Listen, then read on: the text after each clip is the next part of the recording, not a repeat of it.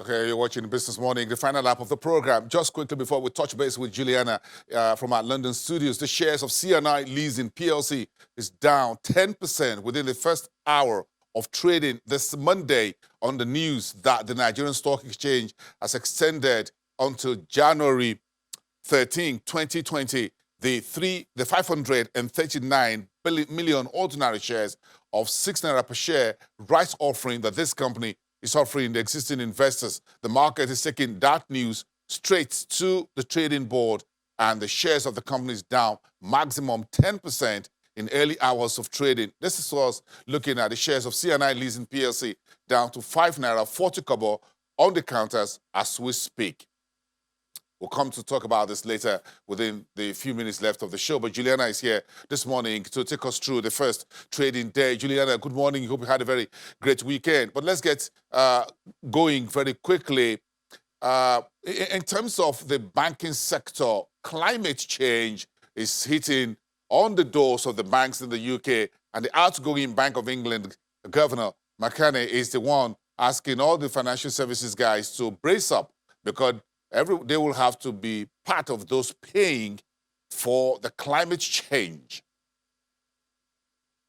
Well, he is, Bo's, and, Mark Carney, he has been one of the most vocal central bank governors in the world, really hitting home this climate crisis. It used to be called the climate change, but now it is being considered a climate crisis. And he's been banging down on the doors for financial institutions to basically move to zero net emissions. Of course, once he steps down in March next year, he will become the UN's first special envoy for the climate crisis and the financial industry. He was giving an interview which has just aired this morning to the BBC's popular radio programme, the Today programme. It was guest edited by Greta Thunberg, who most people know. She's a teen climate activist, and she was also named Times People of the Year. But it's really interesting, especially for Nigeria and a lot of oil-dependent economies, because what Mark Carney is saying is that, look, in the next 4 or 5 years, any money that's locked up, trapped up, investing in these, what he considers really dirty industries, such as burning coal, burning oil, will lose up to £16 trillion worth of assets, because banks and financial institutions must move away from this industry. Of course, there have been a lot of critics for Mark Carney, particularly big Western organisations, because a lot of these climate activists accuse them of really fueling the climate emergency. But he says, these investment firms have a lot of weight in trying to invest in new, cleaner technology. So he has sent a stark warning just before he goes into the head of his industry. And I'm telling you, Bosun, in 2020, in the years to come, this climate crisis is really going to push the agenda for finances and the economy, particularly when it pertains to countries that are reliant and dependent upon oil. Yes, thank you on that note, Juliana. But again, we'll have more time in the afternoon. But just before you go for this Business Morning show, I was so excited this morning. I was beside myself to see that teenagers in the UK are setting up their own businesses, perhaps even at a faster pace than the government. 700% over a 10-year period, 4,152, according to the latest report.